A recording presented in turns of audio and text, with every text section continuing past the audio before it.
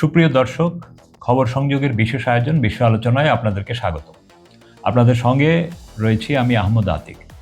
বিশ্ব আলোচনার এই অনুষ্ঠানটি আপনারা পৃথিবীর কোন প্রান্ত থেকে দেখছেন কমেন্টে জানান। আমরা আপনার মতামত শুনতে চাই। চলুন তাহলে আজকের অনুষ্ঠান শুরু করি। পৃথিবীর ইতিহাসে এটাই ছিল প্রথম যুদ্ধ যেখানে বিশ্বের গুরুত্বপূর্ণ দেশগুলোর 12টি গোয়েন্দা সংস্থা একসাথে হয়ে 2025 সালের 13ই জুন একটি যৌথ অপারেশন চালায় পৃথিবীর একটি নির্দিষ্ট জায়গায়। এটি ছিল 12 দিনের যুদ্ধ। বিশ্ব জানে না ইরানের ছেলেরা কত বড় গোয়েন্দা যুদ্ধ ব্যর্থ করে দিয়েছে। 5 দিন ধরে তারা 5টি অপারেশনের পরিকল্পনা করেছিল। অপারেশন 1, ইরানের সর্বোচ্চ নেতাকে হত্যা করা। অপারেশন 2, ইরানের 250 জন গুরুত্বপূর্ণ সামরিক ও রাজনৈতিক নেতাকে হত্যা করা যাতে সরকার অচল হয়ে যায়, অর্থাৎ চোখ, কান, জিহ্বা, হাত, মস্তিষ্ক, হৃদয় সবকিছু বন্ধ করে দিয়ে পুরো রাষ্ট্র ব্যবস্থাকে থামিয়ে দেয়া। অপারেশন 3, ইরানের 300টি গুরুত্বপূর্ণ জায়গায় হামলা করা, এর মধ্যে বিদ্যুৎ কেন্দ্র, বাঁধ এবং এমন সব জায়গা যেগুলোতে হামলা করলে পানি, বিদ্যুৎ, গ্যাস, টেলিফোন, তেল ও গ্যাস সরবরাহ পুরোপুরি বন্ধ হয়ে যেত, অর্থাৎ ইরান পুরোপুরি অচল হয়ে পড়ত। অপারেশন 4, রাস্তায় বড় ধরনের দাঙ্গা, অর্থাৎ ইরান জুড়ে মানুষ হত্যা, সশস্ত্র বিশৃঙ্খলা। কুমালা বাহিনীর সশস্ত্র সদস্যরা শহরগুলোয় ঢুকে পড়ত। আজারবাইজানের বাকুর উপরে অবস্থান করা দায়েশ সন্ত্রাসী খোদা আফরিন, বিলে সুভার ও পার্সাবাদ সীমান্ত দিয়ে আর্দেবিল ও তাবরিজে হামলা চালিয়ে ইরানের আজারবাইজানের মানুষকে হত্যা করত। অপারেশন 5, খোরাসান ও আফগানিস্তানের দিক থেকে মাসাদের পেছনে থাকা 5000 দায়েশ সদস্য মাসাদে হামলা চালিয়ে আলী ইবনে মুসা রেজা আল ইসলামের মাজারের জিয়ারতকারীদের হত্যা করত। দক্ষিণ পূর্ব বেলুচিস্তানে রিগি গোষ্ঠীর মাধ্যমে মানুষ হত্যা, খুজেস্তানে তথাকথিত খালকে আরব সশস্ত্র গোষ্ঠীর হামলা, সব কিছুরই প্রস্তুতি নেওয়া হয়েছিল। যুদ্ধের 2 সপ্তাহ আগে ব্রাসেলসে সব বিরোধী গোষ্ঠীকে একত্র করা হয়েছিল এবং বলা হয়েছিল, যা কিছু শক্তি আছে সব সরকার উৎখাতের জন্য ব্যবহার করো। আমাদের প্রতিশ্রুতি 22শে জুন তেহরান ধ্বংস হয়ে যাবে। তারা এতটাই নিশ্চিত ছিল যে ইরান সরকারের পতন হবেই। কিন্তু কি ঘটল? প্রথমত, গোয়েন্দা ও নিরাপত্তা যুদ্ধ পুরোপুরি ব্যর্থ হয়ে গেল। তাদের পরিকল্পনাগুলো নস্যাৎ করে দেওয়া হলো। দ্বিতীয়ত, ইরানের সাইবার যোদ্ধারা ইতিহাস সৃষ্টি করল। হ্যাকাররা এসেছিল, তারা ইরানের প্রতিরক্ষা ব্যবস্থা হ্যাকও করেছিল। তাদের পরিকল্পনা ছিল 120 ঘন্টা ধরে ইরানকে পুরোপুরি হ্যাক করে ধারাবাহিক হামলা চালানো। 2025-এর 13ই জুন শুক্রবার রাত 2:30টায় তারা হামলা শুরু করে। 3:05 থেকে 3:20 পর্যন্ত তারা কয়েকজন ইরানি কমান্ডারকে হত্যাও করে। কিন্তু এই 120 ঘন্টার হ্যাকিং অপারেশন ইরানের ছেলেরা পরের দিন দুপুর 1:30টার মধ্যেই ভেঙে দেয়। তারা কেন্দ্রীয় ব্যাংক হ্যাক করেছিল। ইরানের যুবকেরা দ্রুত সেটি আবার চালু করে।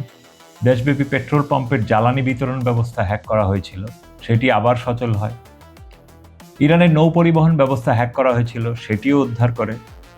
ডিজেল বিতরণ ব্যবস্থা হ্যাক করা হয়েছিল, সেটিও আবার চালু করে ইরানি যুবরা। অর্থাৎ ইরানের উপর চালানো সাইবার যুদ্ধেও তারা সফল হতে পারেনি। এবার আসুন চলতি বছরের হামলার কথায়। কনভেনশনাল অস্ত্রশস্ত্রের মধ্যে আমেরিকার গর্বের প্রতীকগুলোর একটা হলো বাংকার ব্লাস্টার বোমা। এবার যুদ্ধে ইরান GUB-57 অক্ষত অবস্থায় উদ্ধার করার দাবি করেছে। 14,000 কেজির এই দানবীয় বোমাটাতে 2.5 থেকে 3,000 কেজি বিস্ফোরক থাকে। এর পাশাপাশি আরও 15টি বিভিন্ন ধরনের বোমা এবং MQ ড্রোনও ইরান উদ্ধার করেছে। এগুলোর ভেতরে রয়েছে টমাহক ক্রুজ ক্ষেপণাস্ত্র। এই ঘটনার ইম্প্যাক্ট হয়তো আজকেই বোঝা যাবে না। ইরান 2011 সালে আমেরিকার জাস্ট একটা RQ ড্রোন অক্ষত নামাতে পেরেছিল।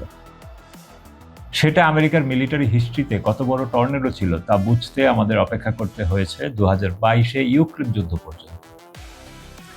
বাট সেটা ফুল ইম্প্যাক্ট ছিল না। ফুল ইম্প্যাক্ট বোঝার জন্য আমাদেরকে 2025 পর্যন্ত অপেক্ষা করতে হয়েছে। সেই এক ঘটনা 2026-এ এসে গোটা মধ্যপ্রাচ্যে আমেরিকার ঘাঁটি তছনছ করে দেওয়ার অন্যতম কারিগর। ফলে এবারের যুদ্ধে ইরান যেসব প্রযুক্তি হস্তগত করেছে সেগুলো অলরেডি ইরানের সামরিক গবেষণাগারেও চলে গেছে।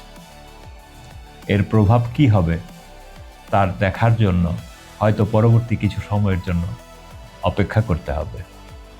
দেখা যাবে বাংকার ব্লাস্টারের প্রযুক্তি নকল করে ইরান হয়তো বাংকার ব্লাস্টারই বানাবে না, বাট তাদের বাংকারগুলোতে সেই অনুযায়ী মডিফাই করে ফেললে তখন দেখা যাবে এসব বোমা টোমা মেরে কাজ হচ্ছে না। স্পেশালি নিউক্লিয়ার প্রোগ্রামগুলোকে নিঃসন্দেহে বাংকার ব্লাস্টার প্রতিরোধী করে বানাবে ইরান। আর যদি কোনোভাবে আধখেচরা কোনো বাংকার ব্লাস্টারও ইরান বানাতে পারে, তাহলে ইসরায়েলের সাথে নেক্সট গ্যাঞ্জামে ইসরায়েলিদের হালকা পাত্রা আশ্রয় কেন্দ্রগুলোর কি দশা হবে তা ভেবেই আমাদের আমোদ লাগছে। প্রথাগত মিসাইল দিয়েই এই যুদ্ধে একাধিক আশ্রয় কেন্দ্র বা বাংকার উড়িয়ে দেওয়ার নিউজ এসেছে। তখন হয়তো দেখা যাবে নেতানিয়াহুর আশ্রয় নেওয়া বাংকারটাও আর নিরাপদ না। কি দিনই না হবে। অবশ্য এটুকুতে ইরান থেমে থাকবে বলে মনে হচ্ছে না। ইরান কেন যুক্তরাষ্ট্রের সামনে ভেঙে পড়েনি সেটার একটা নমুনা দেখল বিশ্ব। ইস্পাহানের কাছে অবস্থিত এটি মিসাইল বাংকারে যুদ্ধের প্রতি দুদিনে একবার করে হামলা চালিয়েছিল যুক্তরাষ্ট্র। হামলায় ব্যবহৃত হয়েছে সেই অত্যাধুনিক বাংকার ব্লাস্টার বোমা B-52 ও B-2 বোমারু বিমান। ইস্পাহানের একজন অধিবাসী বলেন, এই পাহাড়ে প্রায় প্রতি রাতে বোমা ফেলা হতো। সেখানে ধোঁয়ার কুণ্ডলী দেখা যেত, কিন্তু পরের দিন সেই পাহাড় থেকেই মিসাইল ছোড়া হতো। ইরান কিভাবে তার ভৌগোলিক বৈশিষ্ট্যকে কাজে লাগিয়েছে সেটার উপর প্রচুর গবেষণা দরকার। আর এখন তো ইরানের কিছু কট্টরপন্থী সাংবাদিক, সম্পাদক আর বুদ্ধিজীবী বলছেই ইরানের উচিত হস্তগত এই প্রযুক্তি রাশিয়া এবং চীনের সাথেও শেয়ার করা। সামনে এখন দেখার পালা। আপনার মতামত কি কমেন্টে জানান, ভিডিওটি লাইক করুন, শেয়ার করুন এবং চ্যানেলটি সাবস্ক্রাইব করে বেল আইকনে ক্লিক করুন যেন পরবর্তী খবর মিস না হয়। দেখা হবে পরের বুলেটিনে। ততক্ষণ সুস্থ থাকুন, ভালো থাকুন, খোদা হাফেজ।